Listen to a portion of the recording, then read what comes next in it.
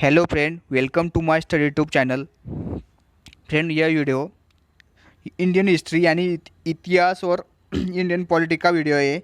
इसमें लगातार क्वेश्चन पूछे जाते हैं एग्जाम में, रेलवे हो, स्टाफ सिलेक्शन हो, कोई भी एग्जाम हो, पूछे जाते हैं। इससे पहले हमारा वीडियो जीके का जो पार्ट नंबर 1 बना है वो डिस्क्रिप्शन में दिया गया है, तो यह पार्ट नंबर 2 है वीडियो। चल के आके देखते हैं। हमारा स्टडी यूट्यूब चैनल सब्सक्राइब करें, लाइक करें और शेयर करें। General knowledge.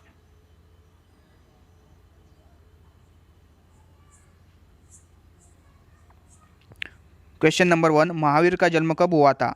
ऑप्शन ए 600 ईसा पूर्व, ऑप्शन बी 599 ईसा पूर्व, ऑप्शन सी 540 ईसा पूर्व, ऑप्शन डी 430 ईसा पूर्व। इसका सही आंसर होगा ऑप्शन बी 599 ईसा पूर्व। Option B is correct. देखते, भगवान महावीर जन्म धर्म के 24वें तीर्थंकर थे। भगवान महावीर का जन्म करीब करीब 2500 साल पहले हुआ था। 599 ईसा पूर्व में वैशाली के गंधर्व राज्य क्षत्रिय कुंडल कुमार में हुआ था। 30 वर्ष की आयु में महावीर ने संसार से विरक्त होकर राज वैभव त्याग दिया और संन्यास धारण कर लिया। 12 वर्ष की कठिन तपस्या के बाद उन्हें केवल ज्ञान प्राप्त हुआ, जिनके पश्चात उन्होंने समय व शरण से ज्ञान प्रसाद किया और 72 वर्ष की आयु में पावापुरी में मोक्ष की प्राप्ति हुई। इस दौरान महावीर स्वामी के कई अनुयायी बन गए और जिसमें प्रमुख राजा थे बिंबिसार, कुनिक और चेटक भी थे। जैन समाज द्वारा महावीर स्वामी के जन्मदिन को महावीर जयंती तथा मोक्ष दिवस को दीपावली के रूप में धूमधाम से मनाया जाता है। तो देखो फ्रेंड, यहाँ करीब कभी 2 से 3 क्वेश्चन बन सकते हैं। भगवान महावीर के कौन कौन से अनुयायी थे? तो ये साफ है, बिंबिसार थे, कुनिक थे और चेटक भी थे। भगवान महावीर का जन्म कब हुआ था और कितने तीर्थंकर थे? तो वो 2400 तीर्थंकर थे।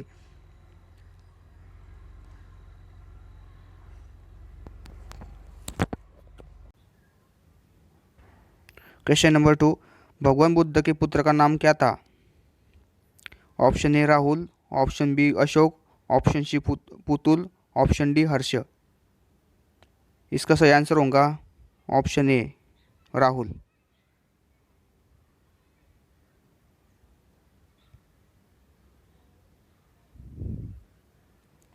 राहुल भगवान गौतम बुद्ध और माता यशोधरा के पुत्र थे, जिनका जन्म 534 ईसा पूर्व में हुआ था। राहुल का जन्म तब हुआ जब सिद्धार्थ यानी गौतम बुद्ध अपना महल कपिलवस्तु को छोड़ चुके थे। हालांकि उन्हें राहुल के जन्म की सूचना मिल गई थी जब गौतम बुद्ध के पिता शुद्धोधन का देहांत हो गया, तो वह कपिलवस्तु लौटे। उस समय राहुल 5 वर्ष का था। बौद्ध धर्म के प्रामाणिक ग्रंथों के अनुसार बाद में राहुल और यशोधरा ने भी बौद्ध धर्म को स्वीकार कर लिया था। राहुल की माता का यशोधरा राजा सुप्पा बुद्धा और पामिता की पुत्र थी। पामिता और गौतम बुद्ध के पिता यानी शुद्धोधन की बहन थी। यशोधरा और गौतम बुद्ध एक ही उम्र के थे। गौतम बुद्ध और यशोधरा का विवाह 16 वर्ष की आयु में हुआ था। गौतम बुद्ध का एक पुत्र था जिनका नाम था राहुल। यानी फ्रेंड, इधर 4 से 5 क्वेश्चन बन सकते हैं इस टेक्स्ट में। आगे चलते।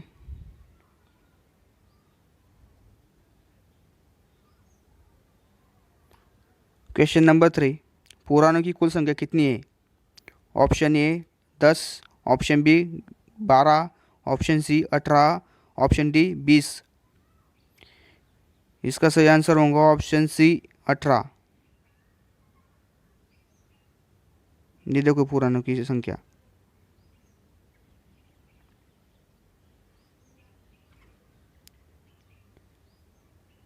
और जीके के कुछ महत्वपूर्ण क्वेश्चन है पुराणों में। कौन सा वेद गद्य व पद्य दोनों में है? यजुर्वेद। क्वेश्चन नंबर 2, कौन सा वेद गेय है? सामवेद। क्वेश्चन नंबर 3, ऋग्वेद में कितने मंडल सूक्तों कितने मंत्र है? 10 मंडल होते हैं ऋग्वेद में और 1028 सूक्त होते हैं और 10,600 मंत्र होते हैं। क्वेश्चन नंबर 4 बन सकता है इसमें। वैदिक काल में लड़ा गया प्रथम युद्ध था दशराज युद्ध। क्वेश्चन नंबर 5 बन सकता है। वैदिक सभ्यता के निर्माता कौन थे? वैदिक सभ्यता के निर्माता थे। पंचम वेद कहा जाता है? पंचम वेद को पुराणों को कहा जाता है। पुराणों की संख्या कितनी है? 18 है। उपनिषदों की संख्या कितनी है? 108 है। प्राचीनतम स्मृति कौन सी है? मनुस्मृति है। नवीनतम स्मृति कौन सी है? देवस्मृति है। अष्टाध्यायी की रचना किसने की थी? पाणिनि ने की थी। सत्यमेव जयते कहाँ से लिया गया है? मुंडकोपनिषद से लिया गया है। गायत्री मंत्र कहाँ से लिया गया है? ऋग्वेद से लिया गया है। दोस्तों, इतने सारे क्वेश्चन बन सकते हैं इस एक ही सवाल में, एग्जाम के लिए काम आएंगे। चलो आगे देखते हैं। क्वेश्चन नंबर 4, सिंधु घाटी संस्कृति का स्थान लोथल भारत के किस राज्य में है? Option A Rajasthan, option B Gujarat, option C Punjab, option D Haryana. इसका सही आंसर होगा ऑप्शन बी गुजरात।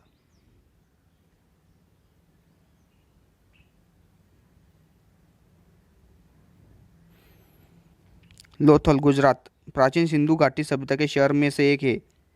बहुत ही महत्वपूर्ण शहर है ये लगभग 2400 ईसा पूर्व पुराना यह शहर है। भारत के राज्य गुजरात के में स्थित है यह।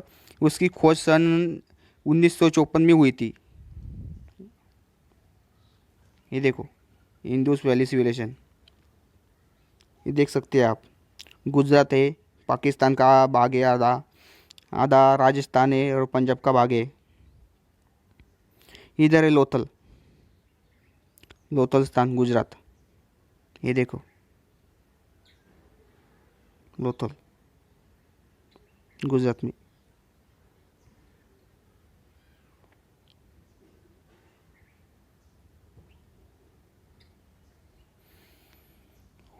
क्वेश्चन नंबर 5, दक्षिण मध्य रेलवे क्षेत्र का मुख्य कार्यालय कहाँ स्थित है? Option A Kolkata, option B Secunderabad, option C Hyderabad, option D Gorakhpur. इसका सही आंसर होगा ऑप्शन बी सिकंदराबाद।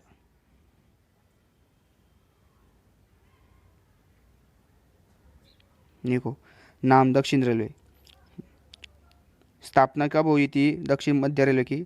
2 अक्टूबर 1966। मुख्यालय का है सिकंदराबाद में। इसमें कौन कौन से मंडल आते हैं सिकंदराबाद में? दक्षिण मध्य रेलवे में पहला है सिकंदराबाद आता है, हैदराबाद आता है, उसके बाद गुटकल आता है, गुंटूर आता है, नांदेड़ आता है और विजयवाड़ा आता है। ये देखो साउथ सेंट्रल रेलवे का map, railway zone. Hyderabad Secunderabad जुड़वा शहर करते हैं उसको, हैदराबाद और सिकंदराबाद को जुड़वा शहर करते हैं। ये भी क्वेश्चन बन सकता है।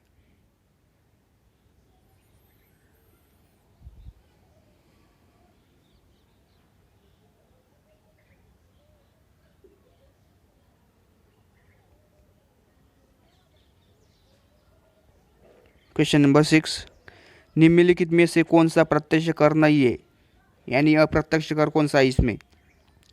ऑप्शन ए आयकर, ऑप्शन बी संपत्ति कर, ऑप्शन सी बिक्री कर, ऑप्शन डी एस्टेट कर।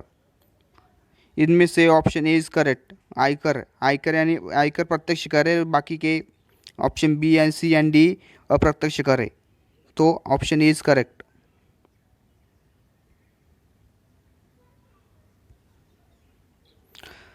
प्रत्यक्ष कर क्या करते हैं इसको? प्रत्यक्ष कर ऐसे कर होते हैं जो विधिगत रूप से जिस पर लगाए जाते हैं उसी उसका भुगतान करना पड़ता है, जैसे जैसे आयकर। आयकर ही प्रत्यक्ष कर करते हैं। परोक्ष कर मैंने परोक्ष कर यानी प्रत्यक्ष कर करते हैं एक व्यक्ति पर लगाया जाता है, जबकि ये पूर्णतः आंशिक रूप से दूसरे व्यक्ति द्वारा दिए जाते हैं, जैसे बिक्री कर, सीमा शुल्क, परोक्ष कर, क्योंकि इनका भार व्यापारी से उपभोक्ता को स्थानांतरित होता है। ये देखो डिफरेंस है। डायरेक्ट टैक्स, इनडायरेक्ट टैक्स, प्रत्यक्ष कर और अप्रत्यक्ष कर। डायरेक्ट प्रत्यक्ष कर में क्या आते हैं? इनकम टैक्स आते हैं, कॉर्पोरेशन टैक्स आते हैं, प्रॉपर्टी टैक्स आता है, इनहेरिटेंस टैक्स आता है, गिफ्ट टैक्स आता है, वेल्थ टैक्स आता है।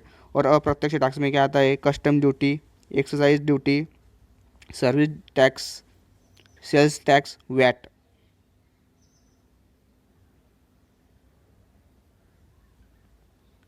क्वेश्चन नंबर 7, पुलकेशियन प्रथम जो वातापी का प्रथम स्वतंत्र राज्य था को निम्न में से किस नाम से जाना जाता था? Option A Andhra, option B Chola, option C Chalukya, option D Gupta. इसका सही आंसर होगा ऑप्शन सी चालुक्य। चालुक्य के पुलकेशिन जो वातापी का प्रथम स्वतंत्र राज्य था। ये देखो पुलकेशिन प्रथम 550 से 566। चालुक्य नरेश रणग्रान का पुत्र था। पुलकेशी प्रथम का पुलकेशियन प्रथम के नाम से भी जाना जाता था। यह चालुक्य वंश का सबसे प्रतापी राजा था। पुलकेशियन प्रथम दक्षिण में वातापी में चालुक्य वंश का प्रवर्तक था। दक्षिणापथ में चालुक्य साम्राज्य के राज्य की स्थापना 6वीं सदी के मध्य में भाग में हुई थी, जबकि गुप्त साम्राज्य का क्षय प्रारंभ हो चुका था। यह निश्चित है कि 543 ईस्वी सन में तक पुलकेशी नामक चालुक्य राजा वातापी बीजापुर जिले में बादामी को राजधानी बनाकर अपने खुद तक स्वतंत्र राज्य की स्थापना कर चुका था। यानी दोस्तों एक ही क्वेश्चन में ढेर सारे 10 से 12 क्वेश्चन बन सकते हैं। आगे चलते हैं। ये देखो बादामी का चालुक्य वंश का राजनीतिक इतिहास। पहले था पुलकेशिन प्रथम, सेकंड नंबर पे आया था कीर्तिवर्मन प्रथम, थर्ड नंबर पे मंगलेश, फोर्थ पुलकेशियन द्वितीय, विक्रमादित्य, विनयादित्य, विजयादित्य, विक्रमादित्य द्वितीय, कीर्तिवर्मन द्वितीय। यानी ढेर सारे क्वेश्चन बन सकते हैं एक ही क्वेश्चन में।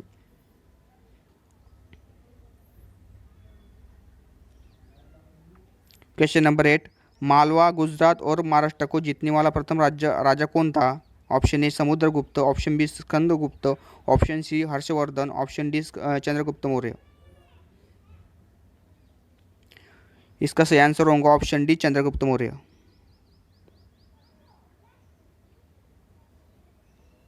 भी देखो चंद्रगुप्त एम्पायर, इसका साम्राज्य ही था भारत से लेकर अफगानिस्तान पाकिस्तान तक। मालवा, गुजरात और महाराष्ट्र चंद्रगुप्त मौर्य शासक ने पहली बार जीता। मौर्य वंश के संस्थापक चंद्रगुप्त मौर्य ने एक विशाल साम्राज्य की स्थापना की थी। यह साम्राज्य उत्तर पश्चिमी ईरान से लेकर दक्षिण में उत्तरी कर्नाटक एवं पश्चिम में मगध से लेकर पश्चिम में सोपारा तक सौराष्ट्र तक फैला हुआ था। यह 305 ईस्वी पूर्व में यूनानी शासक सेल्यूकस और चंद्रगुप्त के मध्य युग में हुआ था, जिसका संभवतः सेल्यूकस पराजित हुआ था। ये देखो Chandragupta Maurya.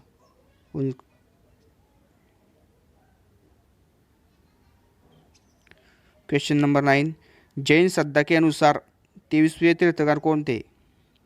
Option A Mahavir, option B Siddhartha, option C Parshvanath, option D Rishabhdev. इसका सही आंसर होगा ऑप्शन सी पार्श्वनाथ, क्योंकि 24 तीर्थंकर तो महावीर थे। 23 option C is correct, Parshvanath. आज से लगभग 30,000 वर्ष पूर्व पौष कृष्ण एकादशी के दिन जैन धर्म के 23वें तीर्थंकर पार्श्वनाथ का जन्म वाराणसी में हुआ था। उनके पिता का नाम अश्वसेन और माता का नाम था वामादेवी था। राजा और अश्वसेन वाराणसी के राजा थे। जैन पुराण के अनुसार तीर्थंकर बनने के लिए पार्श्वनाथ को पूरे 9 जन्म लेने पड़े थे। पूरे जन्म के संचित पुण्य और 10वें जन्म के तप पे फलता ही वे 23वें तीर्थंकर बने। यानी दोस्तों इसमें 2 से 3 क्वेश्चन बन सकते हैं इस पैराग्राफ से। ये देखो पार्श्वनाथ से।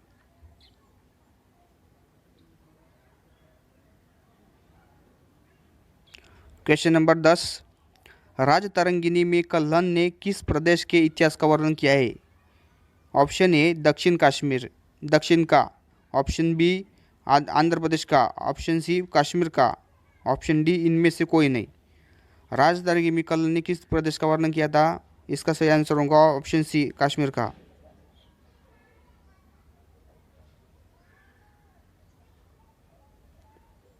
ये देखो Kalhana Rajatarangini the saga of the king of Kashmir, RS. Pandit translation है। राजतरंगिणी कल्हण द्वारा रचित एक संस्कृत ग्रंथ है। राजतरंगिणी का शाब्दिक अर्थ है राजाओं की नदी, जिसका भावार्थ है राजाओं का इतिहास। यह समय प्रवाह है। यह कविता के रूप में है। इसमें कश्मीर का इतिहास वर्णित है जो महाभारत काल से आरंभ होता है। इसका रचना काल है 1147 से 1149 से। इस पुस्तक के अनुसार कश्मीर का नाम एक कश्यपमेरु था, जो ब्रह्मा के पुत्र ऋषि मरीचि के पुत्र थे। राजतरंगिणी के प्रथम तरंग में बताया गया है कि सबसे पहले कश्मीर में पांडवों के सबसे छोटे भाई सहदेव ने राज्य की स्थापना की थी और उस समय कश्मीर में केवल वैदिक धर्म ही प्रचलित था। Option C is correct, Kashmir का।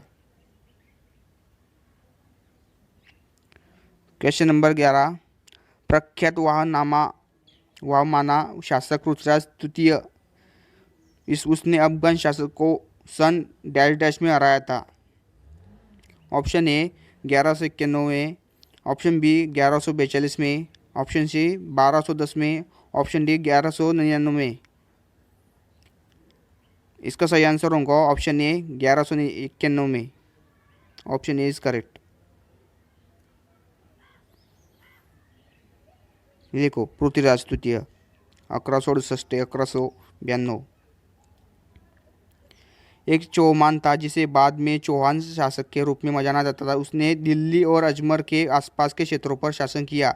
उन्होंने 1191 में एक अफगान विजेता सुल्तान मोहम्मद घोरी को हराया, लेकिन 1192 में इसके एक साल बाद ही उन्होंने घोरी ने हरा दिया था।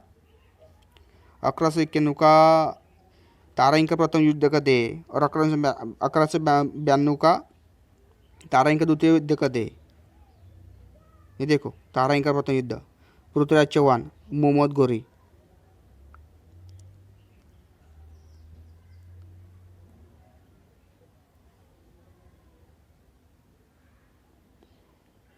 खिलजी राजवंश की स्थापना किसने की थी? Option A Balban, option B Jalaluddin Khilji, option C Malik Kafur, option D Alauddin Khilji. इसका सही आंसर होगा ऑप्शन बी जलालुद्दीन खिलजी। दिल्ली सल्तनत में खिलजी वंश का संस्थापक जलालुद्दीन खिलजी 1290 से 1296 में हुआ था।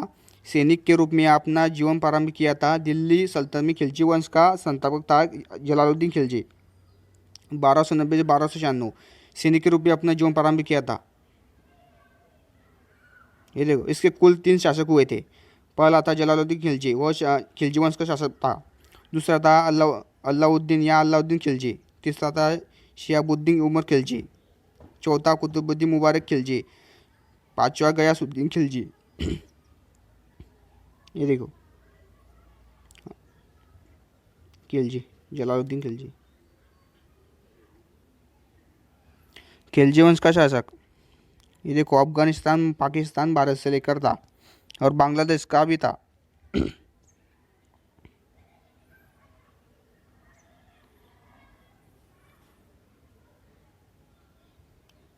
क्वेश्चन नंबर 13, भारत में मुगल साम्राज्य की स्थापना कब हुई थी? Option A 1450, option B 1625, option C 1519, option D 1526। इसका सही आंसर होगा ऑप्शन डी 1526 में हुई थी मुगल साम्राज्य की स्थापना। मुगल साम्राज्य फारसी में लिखा है मुगल सल्तनत ई हिंद तुर्की बाबर, एक इस्लामी तुर्की मुगल साम्राज्य था जो 1526 में शुरू हुआ था, जिसने 17वीं शताब्दी में के आखिर में और 18वीं शताब्दी की शुरुआत तक भारतीय उपमहाद्वीप में शासन किया और 19वीं शताब्दी के मध्य में समाप्त हुआ था। तो ऑप्शन डी इज करेक्ट। ये देखो मुगल एम्पायर, मुगल साम्राज्य। ये देखो मुगल साम्राज्य संस्था इतनी थी। पहले था बाबर हुआ था, 2 number Humayun, Akbar 3 number, 4 number Jahangir, 5 number Shah Azam, 7 number अल आमिर, 8 number Bahadur Shah, 9 number Jahandar Shah, 10 number Farrukhsiyar, 11 number रफ़ीउद दरसत। ये हुए थे मुगल साम्राज्य में राजा। 14 आगरा स्थित ताजमहल कौन से प्रख्यात मुगल शासक ने बनाया था? Option A Akbar, option B Aurangzeb, option C Shahjahan, option D Jahangir. बहुत आसान सा सवाल है। इसका सही आंसर तो ऑब्वियसली ऑप्शन सी होगा शाहजहाँ।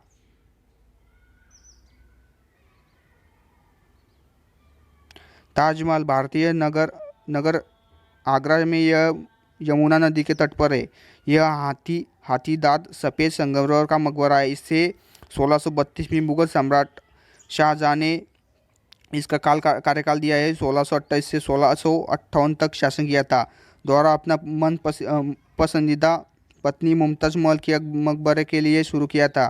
ताजमहल सालाना 708 मिलियन आगंतुक को आकर्षित करता है। ये देखो, ताजमहल शाहजहां का निर्मित है।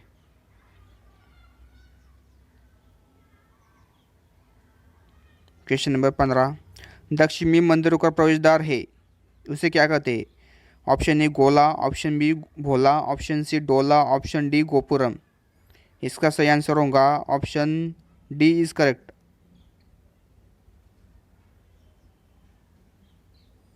गोपुरम या गोपुर एक स्मारकीय अट्टालिका होती है। यह प्राय शिल्प से सज्जित एवं अधिकतर दक्षिण भारत के मंदिरों के द्वार पर स्थित होती है। यह हिंदू मंदिर के स्थापत्य का अंग है। ये देखो, गोपुरम इसे कहते हैं, दक्षिण मंदिरों का प्रवेश द्वार कहते हैं सो गोपुरम।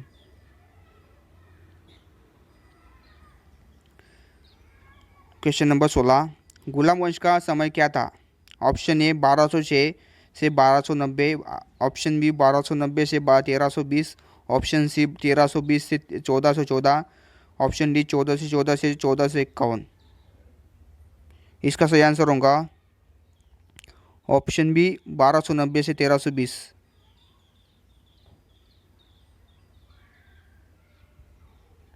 सॉरी, इसका सही आंसर होगा ऑप्शन ए 1206 से 1290 तक का मुगल भारत में तुर्की सल्तनत की स्थापना और दृढ़ीकरण का समय था। इस अवधि में जिन तुर्क सुल्तानों ने शासन किया था उन्हें गुलाम वंश के, इल्बर वंश, मामलुक सुल्तान, दिल्ली के प्रारंभिक सुल्तान आदि नामों से जाना जाता। और यानी ऑप्शन ए इज करेक्ट, 1206 से 1290 हुआ था। दिल्ली सल्तनत के राजवंश को याद रखने की ट्रिक गुल खिलो तो सोलो, यानी गुल खिलो तो यानी गुलाम वंश 1206, खिले तो खिलजी वंश, तो तुगलक वंश, सो सैयद वंश, लोधी वंश। दिल्ली सल्तनत के राजवंश याद करने की ट्रिक ये है, याद कर लीजिए।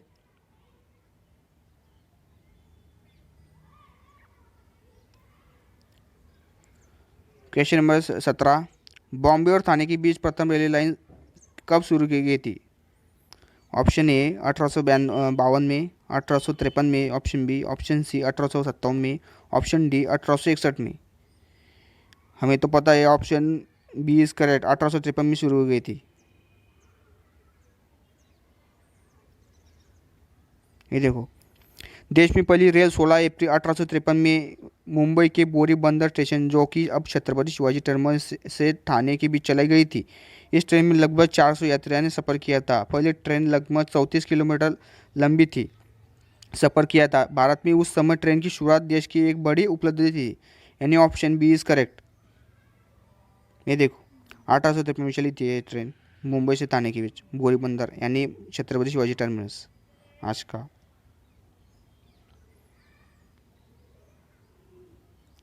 क्वेश्चन नंबर 18, क्विट इंडिया आंदोलन सन डैश डैश में शुरू किया गया था, यानी क्विट इंडिया आंदोलन कब शुरू किया गया था?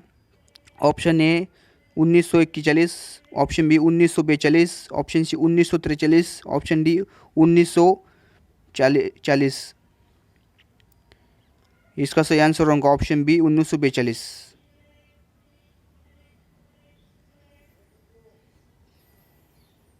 भारत छोड़ो आंदोलन बोलते हैं उसको, क्विट इंडिया को। द्वितीय युद्ध के समय 9 अगस्त 1942 को आरंभ किया गया था यह आंदोलन, जिसका लक्ष्य था भारत के बितानी राज्य को समाप्त करना था। यह आंदोलन महात्मा गांधी द्वारा अखिल भारतीय कांग्रेस समिति के मुंबई अधिवेशन में शुरू किया गया था।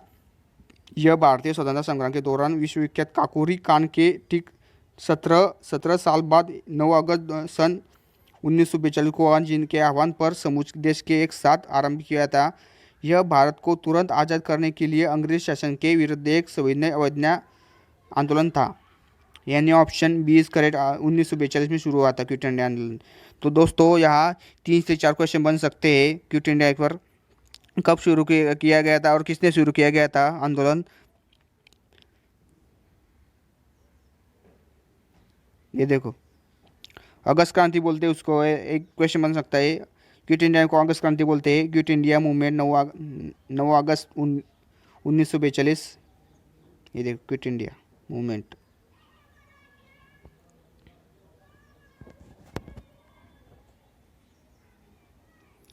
19 क्वेश्चन, इंडियन नेशनल कांग्रेस का गठन करने का प्रस्ताव किसने दाखिल किया था? Option A O Hume, option B W C Banerjee, option C Annie Besant, option D Gandhi ji. Indian National Congress का गठन किसने किया था, प्रस्ताव किसने दिया था? Option A is correct, A O हुम।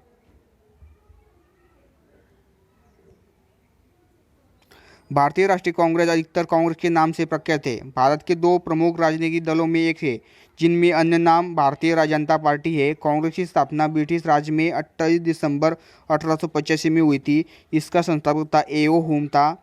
थियोसॉफिकल सोसाइटी के प्रमुख सदस्य ए ओ हुम, दादा भाई नौरोजी और दिनेश शाह वाचे शामिल थे इसमें। दोस्तों, इस क्वेश्चन में 2 से 3 क्वेश्चन बन सकते हैं। दादा भाई नौरोजी भी बन सकते हैं। ये वो हमने कब कांग्रेस की स्थापना की थी? 1885 में की थी। और एक क्वेश्चन बन सकता है, कौन कौन सी 2 पार्टियां थी भारतीय राष्ट्रीय कांग्रेस में? भारतीय राष्ट्रीय कांग्रेस और भारतीय जनता पार्टी थी। और थियोसॉफिकल सोसाइटी का सदस्य कौन था, ये भी पूछा जा सकता है। एवो हुम था। देखो एवो हुम की फोटो है, एवो हुम के बारे में। एवं उनका नाम है अलेन ऑक्टेवियन ह्यूम। इसका जन्म 6 जून को हुआ था। 1829 से 31 जुलाई 1912 में हुआ था। ब्रिटिशकालीन भारत में सिविल सेवा के अधिकारी थे। वो राजनीतिक सुधारक थे। वे भारतीय राष्ट्रीय कांग्रेस संस्थापक भी थे। ह्यूम प्रशासनिक अधिकारी और राजनीतिक सुधारक के अलावा माहिर पक्षी विज्ञान भी थे। इस क्षेत्र में उनके कार्यों की वजह से उन्हें भारतीय पशु विज्ञान भी का पिता भी कहा जाता था। यानी दोस्तों, इधर से 1 से 2 क्वेश्चन बन सकते हैं। उनका मृत्यु कब हुई थी, और वो राजनीतिक सुधारक थे, और वो भारतीय सिविल सेवा के अधिकारी थे। और उन्हें क्या कहा जाता था? पक्षी विज्ञान भी कहा जाता था। पक्षी विज्ञान का पितामह भी कहा जाना जाता था।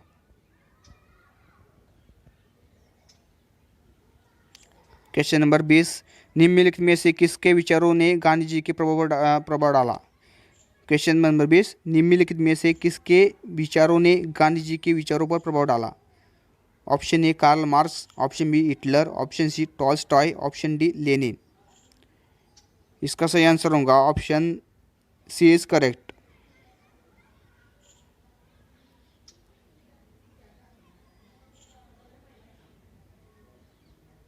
ये देखो, अगर तुम ईसाई हो तो अपने पड़ोसी से झगड़ा मत करो और नई हिंसा का सहारा लो। किसी और को पीड़ा देने से अच्छा है खुद पीड़ित हो जाओ और बिना किसी प्रतिरोध के हिंसा के सामना करो। उनकी सोच ने महात्मा गांधी पर गहरा प्रभाव डाला था। उनके सामाजिक जीवन को टॉल्स्टॉय के विचारों का ही देन कह सकते हैं। एक महात्मा गांधी और लियो टॉल्स्टॉय जी।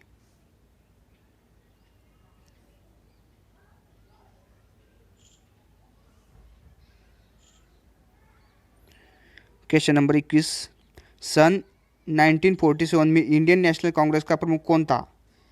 यानी 1947 में इंडियन नेशनल कांग्रेस का प्रमुख कौन था? Option A Maulana Abul Kalam Azad, option B JB Kripalani, option C doctor Rajendra Prasad, option D Mahatma Gandhi. इसका सही आंसर होगा option C Rajendra Prasad, doctor Rajendra Prasad. Option C is correct. जानिए अब कौन कौन रह चुके हैं कांग्रेस के अध्यक्ष। पहले थे आचार्य जेबी कृपलानी, 1947 में होते। पट्टाभी सीतारामैया 1948 से 49 है। पुरुषोत्तम दास टंडन है 1950। जवाहरलाल नेहरू है 1951। UN देबर है 1955। ये देखो, जेबी कृपलानी थे।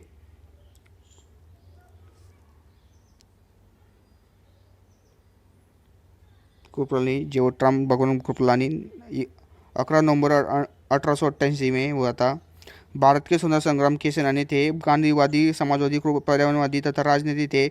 उन्हें सम्मान से आचार्य कृपलानी कहा जाता था। वे सन 1947 में भारतीय राष्ट्रीय कांग्रेस के अध्यक्ष रहे। जब भारत को आज़ादी मिली तब भावी प्रधानमंत्री के लिए कांग्रेस के मतदान हुआ तो सरदार पटेल के बाद सबसे अधिक मत उनको मिले थे, किंतु गांधी जी के कहने पर सरदार पटेल और आचार्य कृपलानी ने अपना नाम वापस लिया और जवाहरलाल नेहरू को प्रधानमंत्री बनाया।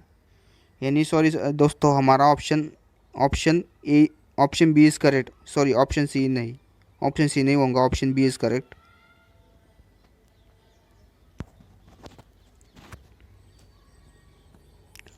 क्वेश्चन नंबर 22, निम्नलिखित में से कौन भारतीय संविधान सभा का प्रमुख घोषित किया गया था? यानी भारत की संविधान सभा का प्रमुख कौन था? Option A doctor Rajendra Prasad, option B C Rajagopalachari, option C S Radhakrishna, option D B R Ambedkar.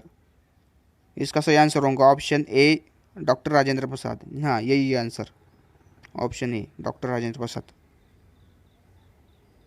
भारतीय संविधान सभा अध्यक्ष डॉक्टर राजेंद्र प्रसाद थे, कांग्रेस के थे। निर्माती समिति के अध्यक्ष थे भीमराव अंबेडकर, यानी संविधान निर्माण के अध्यक्ष थे समिति के। संवैधानिक सलाहकार कौन थे? बी एन राव थे। और उपाध्यक्ष थे हरेंद्र कुमार मुखर्जी विट्टी और कृष्णमाचारी थे। संविधान सभा की पहली बैठक 9 दिसंबर 1946 में गई थी, नई दिल्ली में हुई थी। डॉक्टर सचिदानंद को सभा के अंतरिम अस्थायी अध्यक्ष रूप में निर्वाचित किया गया था। यानी एक क्वेश्चन बनता है, अस्थायी अध्यक्ष डॉक्टर सचिदानंद हुए थे और संविधान सभा की पहली बैठक 9 दिसंबर 1946 को हुई थी, भी क्वेश्चन बन सकता है। और कहाँ हुई थी? दिल्ली में हुई थी।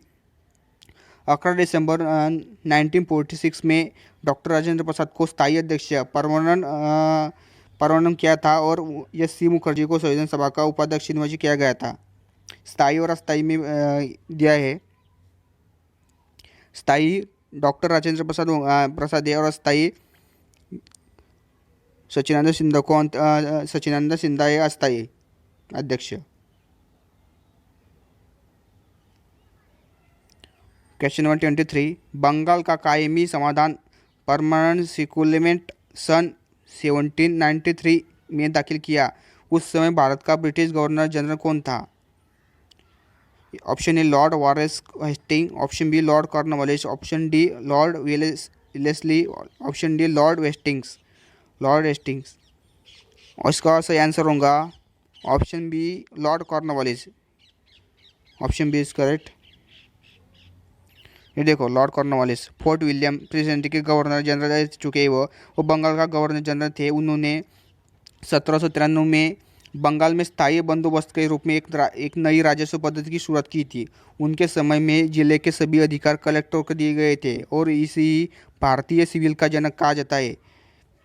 उन्होंने कंपनी के कर्मचारियों के व्यक्तिगत व्यापार पर प्रतिबंध लगा दिया। उन्होंने भारतीय न्यायाधीश युक्त जिला अदालतों को समाप्त कर दिया और स्थान पर 4 भ्रमण करने वाली अदालतों को, जिनमें 3 बंगाल के लिए और 1 बिहार के लिए, नियुक्त किया। 1793 में प्रसिद्ध कॉर्नवालिस को कोड का निर्माण करवाया।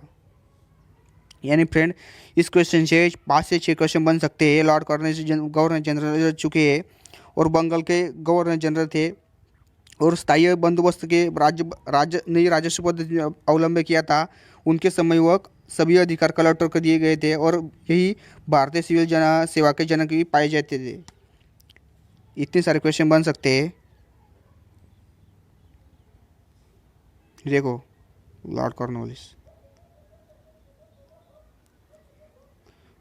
क्वेश्चन नंबर 24, हमारे संविधान में मूलभूत अधिकार की संकल्पना डैश से ली गई है। हमारे संविधान में मूलभूत की अधिकार की संकल्पना कौन से देश से ली गई है? ऑप्शन ए आयरलैंड से, ऑप्शन बी यूएसए से, ऑप्शन सी यूके से, ऑप्शन डी कनाडा से। इसका सही आंसर होगा ऑप्शन बी यूएसए से, यूएसए अमेरिका से। संयुक्त राज्य अमेरिका से उधार ली गई कुछ विशेषताएं हैं। मौलिक अधिकार, भारतीय संविधान के अनुच्छेद 12 से लेकर 32 में सभी मौलिक अधिकार है। मौलिक अधिकार देश के नागरिकों को उन्हें समाज में एक समान रुख प्रदान करने के लिए दिया गया एक मानवाधिकार है। ये देखो, मौलिक अधिकार ली गए है संविधान से। पहला अधिकार है समता का अधिकार, अनुच्छेद 14 से लेकर 18 तक है मौलिक अधिकार। दूसरा है स्वतंत्रता का अधिकार है, अनुच्छेद 19 से लेकर 22 तक है स्वतंत्रता का अधिकार। और 3 नंबर का है शोषण के विरुद्ध अधिकार, अनुच्छेद 23 से लेकर 24 तक है। चौथा है धार्मिक स्वतंत्रता का अधिकार है, अनुच्छेद 25 से लेकर 28 तक है। और 5वां है शिक्षा और संस्कृति का अधिकार, अनुच्छेद 29 से लेकर 30 का है। और छठा है संवैधानिक उपचार का अधिकार, अनुच्छेद 32 तक लिया गया है। यानी दोस्तों, एक ही क्वेश्चन में 5 से 6 क्वेश्चन बन रहे हैं। ये देखो समता का अधिकार भी हो जाए, अनुच्छेद भी बता रहा है कि अनुच्छेद किसमें कौन सा है। समता का अधिकार अनुच्छेद 14 से 18 में दिए गए है। तो दोस्तों एक ही क्वेश्चन है, 5 से 6 क्वेश्चन बन रहे हैं, लगभग 100 के पास हो जाएंगे क्वेश्चन, 100 या 90 से। 25 क्वेश्चन नंबर 25, पंचायती राज संस्था का सर्वाधिक आय स्रोत है। पंचायती राज संस्था का सर्वाधिक आय का स्रोत है, पहला है स्थानीय कर, ऑप्शन ए, ऑप्शन बी क्षेत्रीय निधि, ऑप्शन सी सरकारी अनुदान, ऑप्शन डी केंद्रीय सरकार की आय से। इसका सही आंसर होगा ऑप्शन सी सरकारी अनुदान से। पंचायती राज संस्था का सर्वाधिक आय का स्रोत है सरकारी अनुदान से, ऑप्शन सी इज करेक्ट। ये देखो आय के स्रोत, पहला है कर स्रोत और गैर कर स्रोत। कर स्रोत में क्या है, स्थानीय संस्थाओं के कर है, और कर दूसरा है राज्य सरकार के कर है।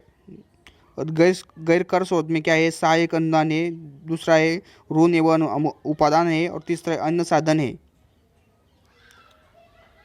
ये देखो संविधान के किस भाग में पंचायती राज व्यवस्था का वर्णन किया है, ये भी क्वेश्चन बन सकता है। भाग नंबर 9 क्वेश्चन है पंचायती राज व्यवस्था किस आधारित है। पंचायती राज व्यवस्था किस पर आधारित है, सत्ता के विकेंद्रीकरण पर आधारित है। क्वेश्चन नंबर 3 पंचायती राज का मुख्य उद्देश्य क्या है, जनता को प्रशासन में भागीदार योग्य बनाना। क्वेश्चन नंबर 4 किसके अंतर्गत पंचायती राज व्यवस्था का वर्णन है, नीति निर्देशक सिद्धांत के। क्वेश्चन नंबर 6 संविधान के किस संशोधन द्वारा पंचायती राज संस्थाओं को संवैधानिक दर्जा दिया गया है, 75वें संविधान के। 75वें संशोधन में कौन सी अनुसूची जोड़ी गई है, 11वीं। पंचायती राज संस्थाओं के निर्वाचन हेतु कौन उत्तरदायी है, राज्य निर्वाचन आयोग। भारत में पंचायती राज अधिनियम कब लागू किया गया था, 25 अप्रैल 1993। सर्वप्रथम पंचायती राज व्यवस्था कहाँ लागू की गई, नागौर और राजस्थान में।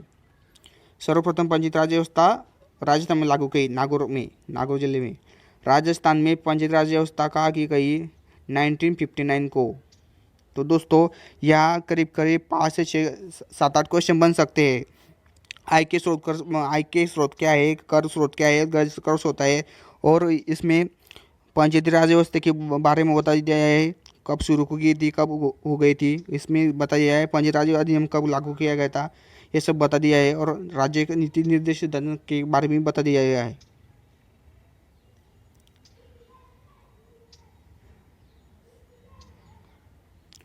तो दोस्तों आपको वीडियो कैसा लगा, अच्छा लगा होगा तो लाइक करें, शेयर करें और सब्सक्राइब करें स्टडी ट्यूब यूट्यूब चैनल को। दोस्तों ऐसा वीडियो बनाने के लिए बहुत मेहनत लगती है, एडिटिंग करनी पड़ती है, टाइपिंग करनी पड़ती है, सर्चिंग करनी पड़ती है, तो कृपया हमारे वीडियो को लाइक करें, शेयर करें, सब्सक्राइब करें।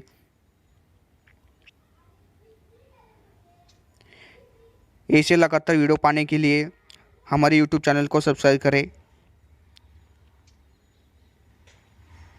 Thank you for watching.